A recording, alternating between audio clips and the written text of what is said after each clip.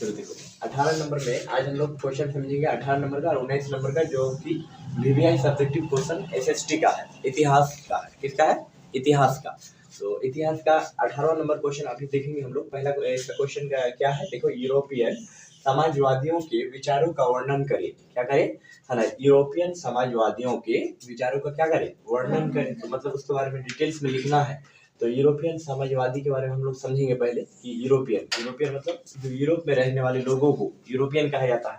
ठीक है, यूरोप एक महादेश है ना, जो वहाँ के रहने वाले लोगों को क्या कहा जाता है? यूरोपियन कहा जाता है। ठीक है, अब देखेंगे हम लोग समाजवादियों के विचारों, मतलब वहाँ का जो समाज था, मतलब समाज में रहने वाले लोग थे, है ना, उसका विचारों का वर्णन करना, मतलब उसका कैसा विचार था इसके बारे में समझाना है। ठीक है, तो समाजवादियों के विचारों का मतलब उसका सोच विचार कैसा था उसके बारे में हम लोगों को वर्णन करना है, मतलब बोलना है, बताना है। तो देखते हैं इसका आंसर किस प्रकार लिखेंगे। इसको समझना है कि ऐतिहासिक दृष्टि से आधुनिक समाजवाद का विभाजन मतलब बंटवारा 2 चरणों में किया गया था। कितने चरणों में? 2 चरणों में किया जाता है, जिसमें मार्क्स से पूर्व और मार्क्स के पश्चात। मतलब कार्ल मार्क्स है ये कौन है? Karl Marx. ठीक है, एक कार्ल मार्क्स को शॉर्ट में मार्क्स से लिखा जाता है। ठीक है, तो मार्क्स से पहले, पूर्व मतलब पहले, और मार्क्स के पश्चात मतलब बाद, है ना, समझिए क्या है? मार्क्स से पहले और मार्क्स के पश्चात मतलब बाद हो गया। तो मार्क्स से पहले वाले जो काल था उसको, है ना, मार्क्स से पहले वाला काल कहा जाता है। और मार्क्स के यानी कार्ल मार्क्स से पहले वाले काल को क्या कहा जाता है? मार्क्स से पहले वाला मतलब कार्ल मार्क्स से पहले वाला जो ये है समय, और कार्ल मार्क्स के बाद वाला जो समय है, इस वाले समय को हम लोग मार्क्स के पश्चात वाला समय कहा जाता है। मतलब उसको बांट दिया है। क्यों बांट दिया? क्योंकि कार्ल मार्क्स जो है बहुत ज्यादा, है ना, उस जमाने का ये था वहाँ का, है ना, बहुत ज्यादा नेता था, बहुत खतरनाक नेता था, समझिए, राजा था, उस जमाने में राजा हुआ करता था, समझे। तो मार्क्स था, कार्ल मार्क्स उसका नाम था, तो इसलिए इसको बोला जाता है। मतलब उसके हिसाब से बांट दिया, उसके समाज के हिसाब से किया, मतलब, है ना, वो जब जितना दिन जिंदा था उससे पहले कार्ल मार्क्स से पहले वाला मतलब समय, फिर कार्ल मार्क्स जब खत्म हो गया, चला गया, तब कार्ल मार्क्स के बाद वाला समय को क्या कहा जाता है? कार्ल मार्क्स के पश्चात, इसलिए लिखे हैं, है ना, कार्ल मार्क्स के पश्चातवादी विचारों ने, है ना, इसके बाद यहाँ लिखे हैं ना, 2 चरणों में बांटा था, है ना, पश्चात के मार्क्सवादी विचारों ने इन्हें क्रमशः मतलब क्रम से एक के बाद एक, जैसे यूरोपियन समाजवाद तथा, है ना, वैज्ञानिक समाजवाद का नाम दिया। किसका नाम दिया? वैज्ञानिक समाजवाद का नाम दिया और यूरोपियन समाजवाद का नाम दिया। इस तरह से नाम दिया। अब आगे हम लोग लिखेंगे एक लाइन, है ना, इसके बारे में। उसके बाद यूरोपियन चिंतक आरंभिक चिंतक थे। यूरोपियन के जो चिंतक थे, चिंतक मतलब सोचना, जो सोचने वाले थे वहां का लोग, जो सोच विचार करते थे, यूरोपियन चिंतक आरंभिक चिंतक थे। आरंभिक मतलब शुरुआती चिंतक थे। ठीक है, तथा थे उसके बाद जिन्होंने पूंजी और श्रम के बीच, पूंजी मतलब पैसा होता है, श्रम के बीच, है ना, श्रम, है ना, देखो, पूंजी और श्रम के बीच, समझिए, श्रम मतलब क्या होता है? श्रम, बताओ, है ना, श्रम के बीच संबंधों की समस्या का निराकरण करने का प्रयास किया। और इसकी दृष्टि आदर्शवादी थी। मतलब इसकी जो दृष्टि थी, मतलब इसका जो है चाल चलन देख रहे, इसका आदर्शवादी थी, मतलब बहुत अच्छा था, आइडियल था, समझिए, आदर्शवादी था, मतलब काबिले तारीफ था, बहुत ही अच्छा था, समझिए। यूरोपियन चिंतक यहाँ तक समझिए। हाँ, श्रम के बीच, तो श्रम मतलब क्या होता है कि एक होता है, एक श्रम मतलब मेहनत भी होता है, और एक श्रम मतलब लेबर भी होता है। श्रम से श्रमिक, है ना, श्रमिक, समझिए, श्रमिक मतलब लेबर, मतलब मजदूर कह सकते हैं हम, मजदूर, समझिए। श्रम के बीच संबंधों का समस्या था, पैसा और लेबर मजदूरों के बीच जो समस्या थी, इसको निराकरण करने का प्रयास किया, इसको सुधारने का, निराकरण करने का मतलब प्रयास, मतलब उसको ये करने का, सुधारने का प्रयास किया कि, है ना, लोगों को, है ना, मतलब मजदूरों को ज्यादा काम नहीं करवाया जाना चाहिए, और उसको जो है, मतलब उसका, क्योंकि ज्यादा काम करवाने से उसका दयनीय स्थिति खराब हो जाती, मतलब स्थिति खराब होने लगता है, और, है ना, उसको ज्यादा से ज्यादा पैसा देना चाहिए, मजदूरी कम कराना चाहिए, ज्यादा समय, है ना, काम नहीं कराना चाहिए मजदूरों को। तो इसलिए उसका निराकरण करने का प्रयास किया, मतलब उसको सुधारने का।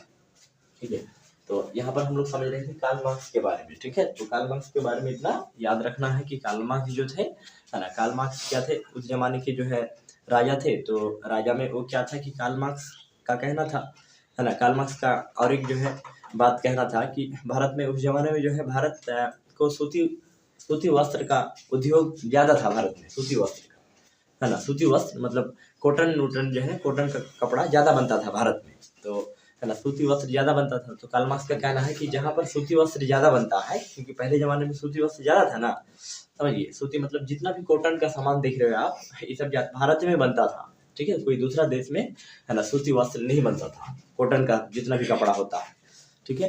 तो सूती का जितना भी कपड़ा था ये भारत में ही निर्माण होता था, इसलिए कार्ल मार्क्स का कहना था कि, है ना, भारत में सूती वस्त्र, है ना, भारत में सूती वस्त्र रहने के बावजूद, मतलब, है ना, सूती वस्त्र रहने के बावजूद, मतलब सबसे ज्यादा सूती वस्त्र होता है, बनता है ना, कॉटन कपड़ा, ऊपर से यहाँ के मजदूरों को, है ना, और फिर भी यहीं पे बेचा जा रहा है, समझिए। मतलब यहाँ पर दयनीय स्थिति है। कार्ल मार्क्स का कहना है कि जो चीज यहाँ पे निर्माण हो रहा है, फिर भी यहाँ का, है ना, मजदूर जो है दयनीय, मतलब जर्जर हालत है, सबका स्थिति खराब है ना, होता जा रहा है। कार्ल मार्क्स का कहना है ना, किसका कहना है? कार्ल मार्क्स का कहना था, ठीक है।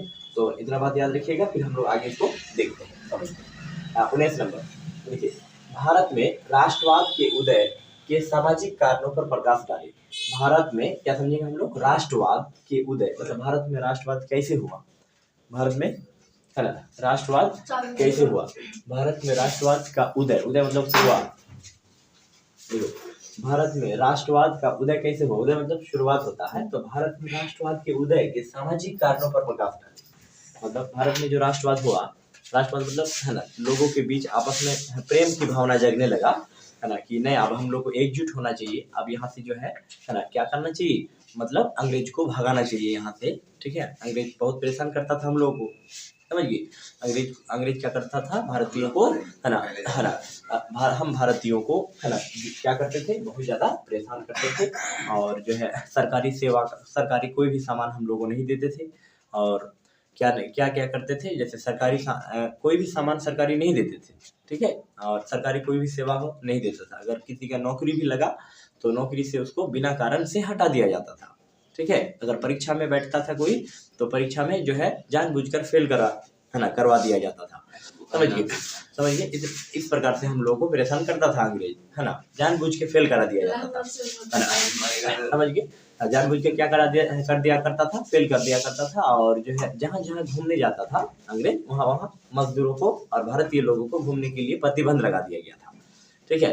वो जिस जगह जाता था घूमने के लिए, जिस होटल में खाता था, उस होटल में भारतीय लोग नहीं जा सकता, समझिए। इस तरह से परेशान करता था अंग्रेज, ठीक है, समझिए। मतलब जहाँ से कुछ भी करता था वो, मान लीजिए जिस गाड़ी में जाएगा, उस गाड़ी में भारतीय लोग, मतलब इंडियन नहीं जा सकता है, ठीक है। इस तरह से हम लोग का क्या करता था, शोषण करता था, शोषण, है ना, हम लोग को परेशान करते रहता था, ठीक है। तो हम लोग समझेंगे कि भारत में तब यही सब कारण की वजह से भारत में राष्ट्रवाद का भावना जगा सभी लोगों के अंदर, ठीक है। भारत में राष्ट्रवाद मतलब देश के प्रति प्रेम, है ना, भारत में राष्ट्रवाद के उदय के सामाजिक कारणों पर प्रकाश डाले, मतलब हमारा सामाजिक कारण क्या है ना, कि भारत में सामाजिक कारण क्या क्या है, इसके बारे में समझना है। भारत में राष्ट्रवाद की उदय, तो राष्ट्रवाद जब शुरू होने लगा कि नहीं, अब हम लोगों को एकजुट होना चाहिए, समझ आया लोगों को, है ना।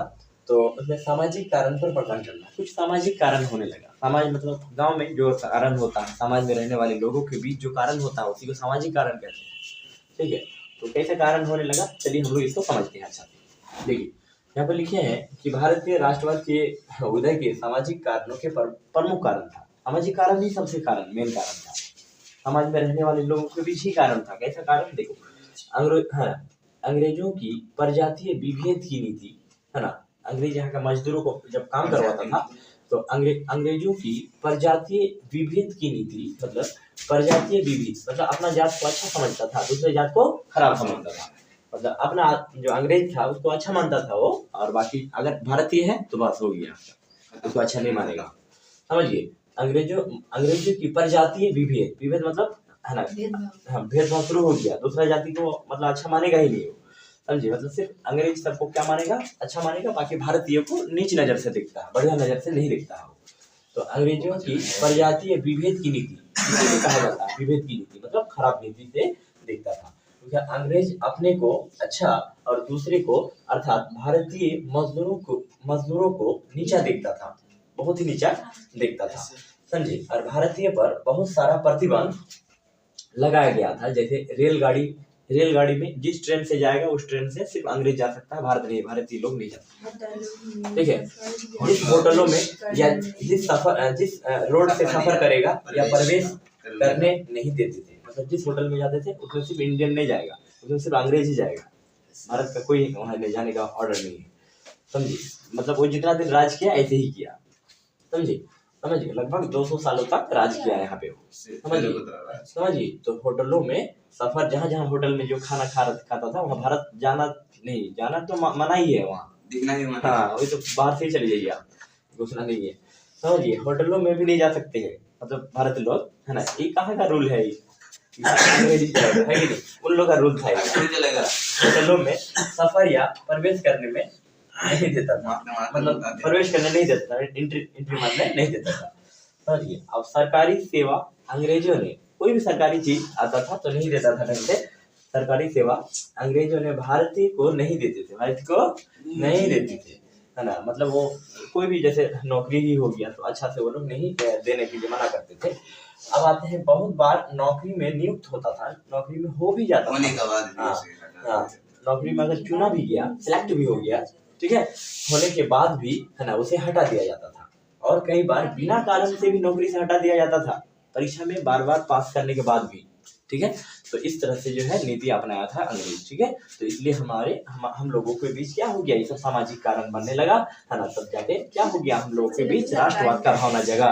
ठीक है, हम लोगों के बीच क्या जगा, है ना, हम भारतीयों के बीच, वहाँ के जो मजदूर थे या जो भी लोग थे, है ना, क्या होने लगा, राष्ट्रवाद का भावना जगा, देश के प्रति प्रेम होने लगा। तब मतलब सोचा कि अब हम लोग को सोचना चाहिए। समझिए, तब जाके क्या हुआ, भारत बाद में फिर भारत जो है आजादी मिला भारत को 1947 में। यह तक हो गया 19 नंबर में, है ना। 15 अगस्त 1947 को क्या हुआ, अंग्रेज को हम लोग भगाए यहाँ से। समझिए, अब 20 नंबर समझते हैं। चलिए, हो गया यहाँ तक, तो चलिए यहाँ से रहने देते हैं हम लोग 19 नंबर तक। अब फिर हम लोग किसी अगले वीडियो में मिलते हैं।